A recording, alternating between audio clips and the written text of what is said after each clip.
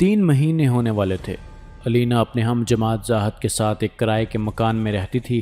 صبح دونوں اکٹھے یونیورسٹی جاتے اور اکٹھے ہی واپس آتے تھے۔ اس سے پہلے وہ اپنی یونیورسٹی کے گرلز ہاسٹل میں رہتی تھی، مگر زاہد کی محبت میں گرفتار ہو کر وہ بغیر نکاح کی بیوی کا کردار ادا کر رہی تھی، جسے عام زبان میں گرل فرینڈ کہتے ہیں۔ علینا کے والدین نے کبھی سوچا بھی نہ ہوگا کہ جس بیٹی پر وہ بھروسہ کر رہے ہیں وہ انہی کی کمر میں ایک ایسے لڑکے کے لیے خنجر گھونپ رہی ہے جس سے ملے 6 مہینے بھی نہیں ہوئے تھے۔ روز رات کو زاہد کے دوست بھی مکان میں آ جاتے تھے اور علینا، جس نے کبھی اپنے بھائی کو پانی تک نہیں پکڑایا تھا، وہ زاہد کے دوستوں کو سالن، روٹیاں اور چائے بنا کر دیتی تھی۔ علینا کی کچھ ہم جماعت لڑکیوں نے بھی اسے سمجھایا تھا کہ اس طرح اپنے ماں باپ کے بھروسے کو نہ توڑو اور اپنی عزت خراب نہ کرو، مگر علینا انہیں یہ کہہ کر خاموش کر دیتی کہ میری زندگی ہے، تمہیں کیا، میں جو بھی کروں۔ 3 سال گزر چکے تھے۔ اس دوران علینا نے زاہد کو بہت مرتبہ کہا ہم نکاح کر لیتے ہیں، مگر زاہد اسے ہر بار ٹال دیتا تھا۔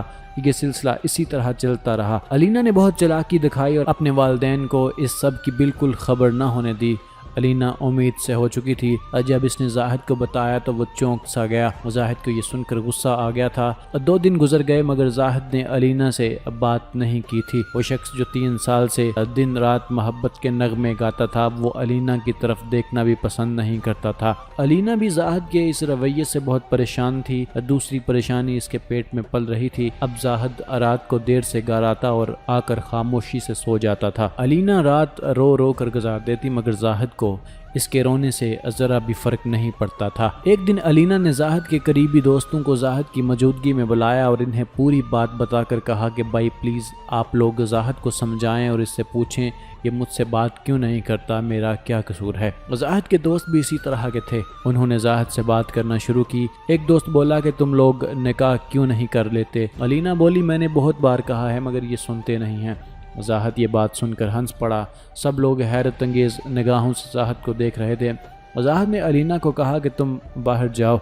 علینا نے کہا کیوں؟ میرے سامنے کہو جو کہنا ہے۔ زاہد گرج کر بولا دفع ہو جاؤ یہاں سے۔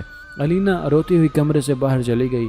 اسے زاہد کے رویے کا اتنا صدمہ پہنچا کہ وہ کمرے سے باہر جاتے ہی بے ہوش ہو کر زمین پر گر پڑی۔ اس کا علم نہ زاہد کو ہوا اور نہ ہی اس کے دوستوں کو۔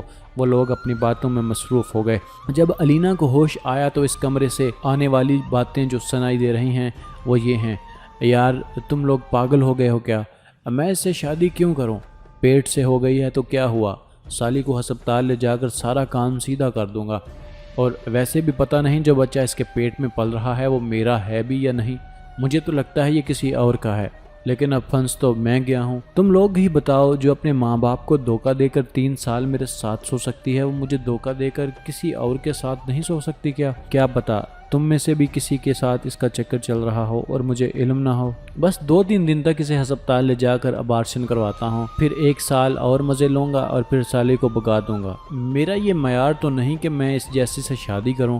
چلو مفت کی نوکرانی ملی ہوئی ہے، اور تم لوگ زیادہ حاجی نہ بنو، تمہارے کارنامے بھی مجھ سے چھپے ہوئے نہیں ہیں۔ زاہد اور اس کے دوست زور زور سے ہنس رہے تھے۔ اب تو سالی سو رہی ہوگی، کل بستر والی ویڈیو بنا لوں گا، پھر یہ ہم سب کے رکھیل بن کر رہے گی اور کچھ بگاڑ بھی نہیں سکے گی ہمارا۔ علینا کو اپنے کانوں پر یقین نہیں ہو رہا تھا۔ وہ اپنے کمرے میں گئی اور اندر سے لاک کر کے پوری رات اپنی غلطیوں کو روتی رہی۔ صبح 5 بجے زاہد نے دروازہ بجایا۔ علینا نے دروازہ کھولا اور مسکراتے ہوئے چہرے سے زاہد کا استقبال کیا۔ زاہد بھی اپنے بنائے گئے پلان پر عمل کرنے کے لیے ہونٹوں پر مسکان سجائے ہوئے تھا۔ اس نے علینا کو گلے لگایا اور کہا کہ سب دوست جا چکے ہیں، میں نے تمہارا بہت دل دکھایا ہے، چلو آج سارا حساب برابر کر دیتا ہوں۔ یہ کہہ کر وہ بیڈ پر لیٹ گیا۔ زاہد نے اپنی قمیض اتاری ہی تھی کہ علینا نے چاقو زاہد کے سینے کے آر پار کر دیا۔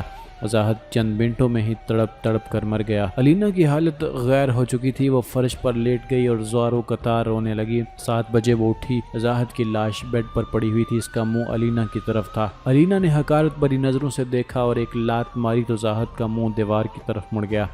علینا نے کپڑے بدلے اور برقع پہن کر باہر نکل گئی۔ وہ خود سے باتیں کر رہی تھی اور اپنی قسمت کو کوس رہی تھی کہ اب اسے اپنی غلطیوں پر پچھتاوا ہو رہا تھا، مگر اب وہ اپنی غلطیاں سدھار نہیں سکتی تھی۔ اس نے خود سے کہا میرے ساتھ ٹھیک ہی ہوا ہے، میرے جیسی کا انجام یہی ہونا چاہیے۔ میرے والدین نے مجھ پر بھروسہ کیا اور میں نے ایک اجنبی درندے کی خاطر اپنا مذہب، باپ کا مان، بھائی کی عزت، ماں کا اعتبار اور اپنی آبرو سب لٹا دی۔ میرا یہی انجام ہونا چاہیے، نہیں بلکہ یہ بھی بہت کم ہے۔ یہ سوچتے ہوئے وہ مین روڈ پر چلنے والے تیز رفتار ٹرک کے سامنے کود پڑی اور اپنی جان گنوا دی۔ ناظرین